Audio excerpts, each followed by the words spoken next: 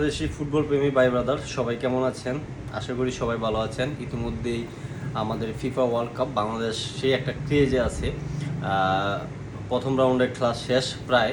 তো Brazil, Argentina, France, Germany, Portugal এবং France তাদের অপোনেন্ট মোটামুটি পেয়ে গেছে। তো এখন আসি আসল কথায়।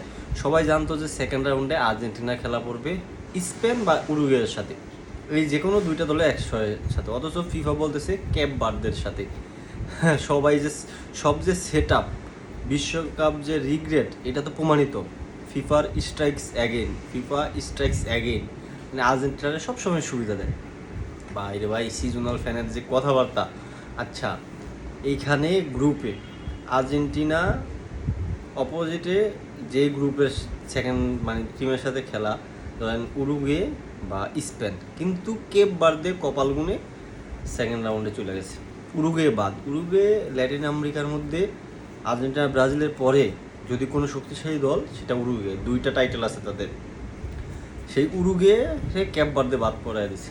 এইখানে নাকি সহজ প্রতিপক্ষ দিয়েছে। বাইরে ভাই সিজনাল ফ্যানের মানে কথাবার্তা শুনলে মনে হয় ঠিক আছে ভাই, মেসি টাকা দেয় কিনছে, মেসি এত প্রভাব, বিশ্বকাপ নিয়ে যাইতেছে, সহজ প্রতিপক্ষ দিকে সব নিয়ে যাইতেছে। যারা ফুটবল খেলা বুঝে তারা জানে প্রথম 4 থেকে 5টা টিম র্যাঙ্কিংয়ে, যে 4 থেকে 5টা টিম থাকে ফিফা যখন এই এই গ্রুপ সাজায়, তখন ওইভাবেই সাজায় যে এই 4-5টা টিমের সাথে ফাইনাল বা সেমিফাইনালের আগে যাতে কোনো খেলা না পড়ে। তো ভাই আমরা ভালো খেলছি, আর্জেন্টিনা ভালো খেলে আর 1 নাম্বার ছিল র্যাঙ্কিংয়ে, এই জন্য তারা এই সুবিধা পাইছে। তো আপনি ভালো খেলে 1 নম্বরে আসেন, আপনিও পাবেন। মানে সিজনাল ফ্যানের আর বাঁচি না ভাই, সিজনাল ফ্যানের জ্বালায় মানে খেলা কী দেখুন। তো যাই হোক, আপনারা আপনাদের মতো বলেন। তবে আমি আসলে চাইছিলাম যে কি রাউন্ড অফ 32-তে 32-এ স্পেনের সাথে পড়ুক। আমি উরুগুয়েকে চাই নাই, আমি জানতাম যে হয় উরুগুয়ে নাহলে স্পেন পড়তো। তো আমি চাইছিলাম কিন্তু স্পেনের সাথে পড়ুক, কারণ উরুগুয়ের একটা বদভ্যাস আছে। ল্যাটিনের মধ্যে দুইটা দল, উরুগুয়ে এবং কলম্বিয়া, এই দুইটা দল সবসময় ফাউল করে খেলে।